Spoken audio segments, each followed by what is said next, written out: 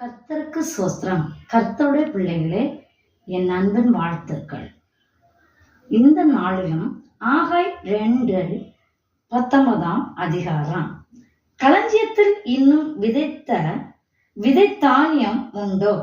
திராட்சை செடியும் அத்திமரமும் மாதளம் செடியும் ஒலிவ மரமும் கனி கொடுக்கவில்லையே. நான் இன்று முதல் உங்களை ஆசிர்வதிப்பேன் என்று கர்த்தர் சொல்கிறார். இன்று முதல் உங்களை கர்த்தர் ஆசிர்வதிப்பேன் என்று சொல்கிறார்.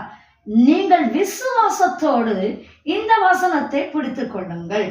கர்த்தர் தாமே நீங்கள் என் நிலையில் இருந்தாலும், எந்த கஷ்டத்தில் இருந்தாலும், கவலையோடு தோல்வியோடு வேதனையோடு இருந்தாலும், இன்றைக்கு தேவன் உங்களுக்கு சொல்கிறார், இன்று முதல் நான் உங்களை ஆசிர்வதிப்பேன் சொல்கிறாங்க.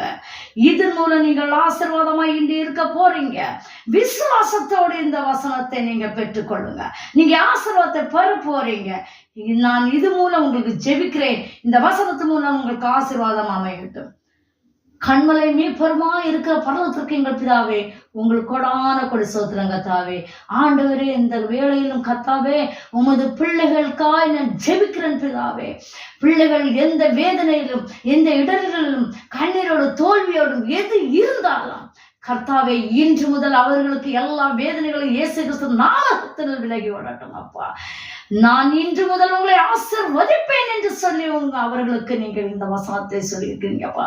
இந்த வசனத்தின் மூலம் ஆண்டவரே இயேசு கிறிஸ்து வல்லமை நாமத்தின் நிமித்தம் இந்த பிள்ளைகள் ஆசீர்வாதமாய் இருக்க நீர் ஆசீர்வதித்து கொள்ளும்படியா இயேசு கிறிஸ்து நாமத்தில் ஜெபிக்கிறேன் பிதாவே. பிள்ளைகளை ஆசீர்வதியும் வழி நடத்தும். நாங்கள் பெற்றுக் கொண்டோம் என்று அவர்கள் சாட்சியை நிற்கத்தக்க என் கர்த்தர் கிருபை கூறுவீராகப்பா. ஆமென். ஆண்டவரே இயேசு கிறிஸ்து நாமத்தில் இந்த ஜெபத்தை நன்றி சொல்லி மனத்தாழ்மையோடு ஜெபிக்கிறேன். ஜெபம் கேளுங்க நல்ல பிதாவே. ஆமென். ஹல்லேலூயா. ஸ்தோத்திரம். ஆமென்.